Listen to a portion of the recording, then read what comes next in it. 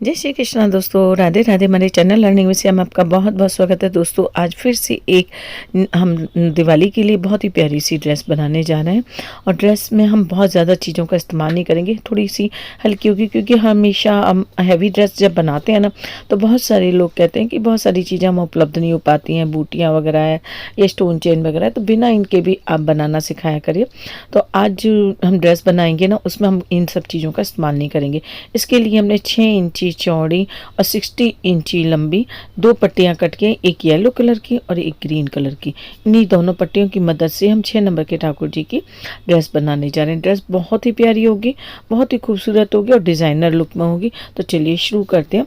तो देखिए, सबसे पहले हमने जो एक डायामीटर हमें कट करना होता है, ये हमने 13 बाई 13 इंची का लिया है और ये हमने आरकंडी के फैब्रिक पर लिया है। डबल फैब्रिक लिया है इसे इसको हमें 4 तय में कर लेना है।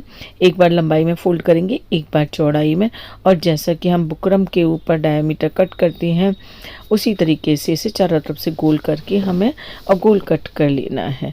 तो ये गोल कट कर लेते हैं। उसके बाद में हमें कमर की गोलाई कट करनी है। कमर की गोलाई हम 1 इंची लेंगे और चारों तरफ से 1 इंची में हम कट कर लेंगे, क्योंकि ये 6 नंबर के ठाकुर जी की ड्रेस है। 6 और नंबर 7 नंबर दोनों को आ जाएगी आराम से। इतनी बड़ी हमारी ड्रेस बन जाएगी, बहुत ही आराम से, सिर्फ 2 पट्टियों में बन जाएगी ये ड्रेस पूरी। अब इसमें हमें कमर की गोलाई पर निशान लगा लेना। 1-1 इंची हम कमर की गोलाई पर निशान लगा लेते हैं और इसे हम कट कर लेंगे, कमर की गोलाई को भी और नीचे की गोलाई को भी। तो कट कर लेते हैं। डायामीटर हमारा कट गया। अब क्या करना है, इसे खोल लिया हमने, फैला लिया और चारों तरफ हमें सिलाई लगा लेनी है। और सिलाई लगाने के बाद कमर की गोलाई में भी सिलाई लगा लेनी है और साथ में जहाँ से हमें ओपन कर रखना है वहाँ पर भी कट लगा देना है। तो इतना काम कर लेते हैं। ये हमने सिलाई गोलाई में लगाई पहले, उसके बाद में हमने ये सीधी सिलाई जहाँ हमें कट रखना है वहाँ लगाई और इसके बाद में हमने यहाँ पर कमर की गोलाई में सिलाई लगाई। आप चाहें तो इसे सिलाई लगाने के बाद पलट भी सकते हैं। अब ये देखिए, दोनों पट्टियाँ ली हैं। इन दोनों पट्टियों में से हमें कुछ कलियाँ कट करनी है। कलियाँ किस तरीके की कट करेंगे, चलिए, वो भी बिल्कुल नई तरीके की ड्रेस है आपकी। तो ये देखिए, हमने 2 इंची पर इसे फोल्ड कर लिया है, 2 इंची में, यानी 4 इंची फैब्रिक चौड़ाई में हो गया ये। और एक साइड मुड़ी हुई साइड से हम देखेंगे, ये फोल्डिंग में ही रखनी है हमें सारी कलियाँ इस तरीके से। और ऊपर की तरफ हम 1.25 इंची पर निशान लगाएंगे, आधा इंच से थोड़ा सा ज़्यादा, आधा इंची से ज़्यादा, 1 इंची से कम। और दोनों निशानों को मिला करके हमें तिरछा निशान लगा लेना है, जैसे कि हम बुकरम वाली कली वाली ड्रेस बनाते हैं, सेम उसी तरीके से। लेकिन ये कुछ हटके है, थोड़ा सा अलग है ये डिज़ाइन। कली हमारी कट गई है, बाकी सारी कलियां भी हमें इसी तरीके से इसी को रख के कट करनी है। इस तरीके से फोल्ड करेंगे, जो चौड़ा वाला है जो चौड़े वाली साइड रखेंगे, सकरा वाला सकरे वाली साइड रखेंगे और इसे कट कर लेंगे। फिर इस तरीके से बाकी सारी कलियां भी कट कर लेते हैं। 2 कली हमने कट कर ली है, तीसरी भी कट कर लेते हैं, चौथी भी। इस तरीके से हमें 15 कली, इसकी 15 कली, दोनों कलर की हमें 15-15 कलियाँ हमने कट कर ली हैं, ग्रीन की भी और येलो के भी।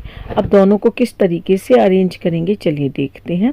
तो ये देखिए, हमने डायामीटर लिया, कली को हमने फोल्ड किया, डबल फोल्ड में ही हमें इसे टक करना है। और ये देखिए, नीचे से हम इसे लगाना शुरू करेंगे। एक किनारे पर हमने फोल्डिंग वाला साइड लगाया है, ना कि ओपन वाला। इस तरीके से फोल्डिंग वाला साइड रखा।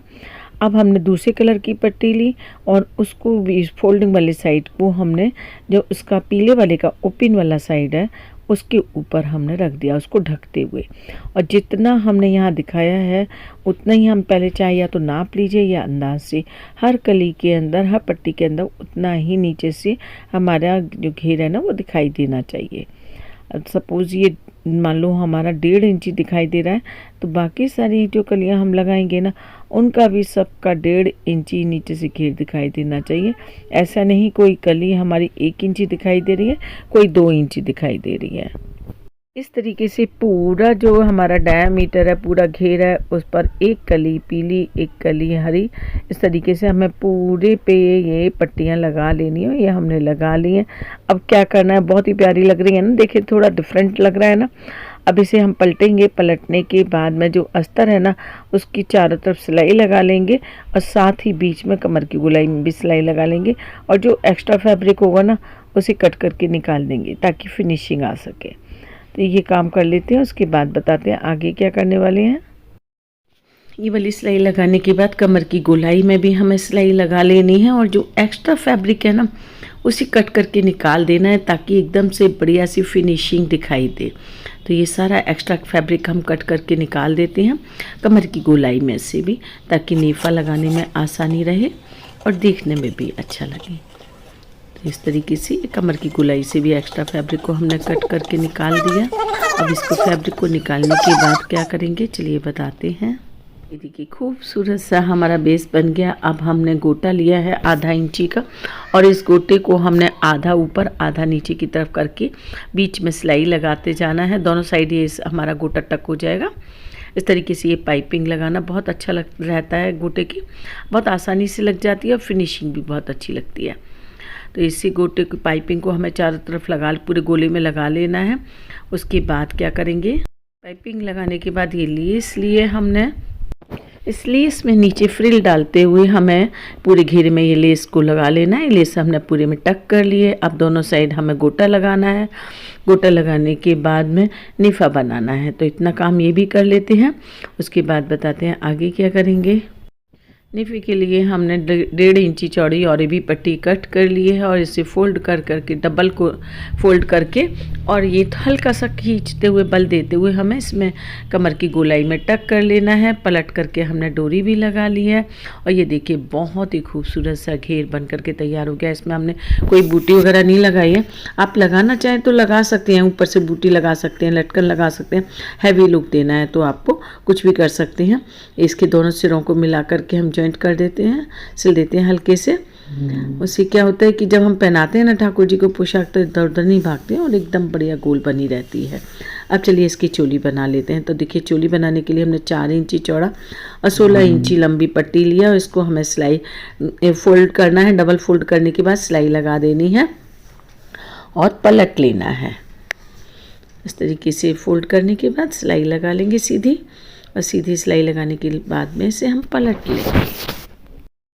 और पलटने के बाद में एक किनारे पर हमें लेस टक कर लेनी है और लेस टक करनी है के बाद में इसके 2 पीस किए हमने, दोनों को पलट करके रखा और ये तिरछी सिलाई लगा लेंगे लगभग 3 इंची तक।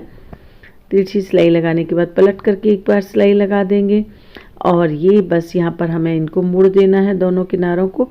और उसके बाद में हमारी ये चोली भी बन गई। चोली को हमें घेर के साथ में अटैच कर देना है। अटैच चोली रहती है ना तो ठीक रहता है, इधर उधर चोली खोती नहीं है, वरना घेर कई बार होता है, बहुत सारी पोशाकें होती हैं उनको ऊपर नीचे हो जाती है चोली, और जब सुबह जल्दी होती है पूजा करने की तब है ना हमें मिलती नहीं है तो खींच जाती है। फिर इस तरीके से ये देखिए चोली अटैच कर दी हमने इसके साथ में ही। अब इसकी पगड़ी भी बनाई है हमने बहुत ही प्यारी सी। तो चलिए पगड़ी भी दिखाते हैं आपको कैसी बनाई है। ज़्यादा हमने उसमें पगड़ी में भी भारी भरकम नहीं बनाई है, हल्की ही पगड़ी बनाई है। तो चलिए दिखाते हैं आपको। ये देखिए खूबसूरत सी पगड़ी भी बन गई हमारी और बहुत ही खूबसूरत ड्रेस लग रही है दोस्तों। सिंपल डिसेंट और प्यारी सी डिज़ाइनर ड्रेस हमारे ठाकुर जी की बन करके तैयार हो गई। दोस्तों कैसी लगी वीडियो, पसंद आई तो लाइक शेयर और सब्सक्राइब करना बिल्कुल भी ना भूलिएगा। अगले वीडियो में मिलते हैं।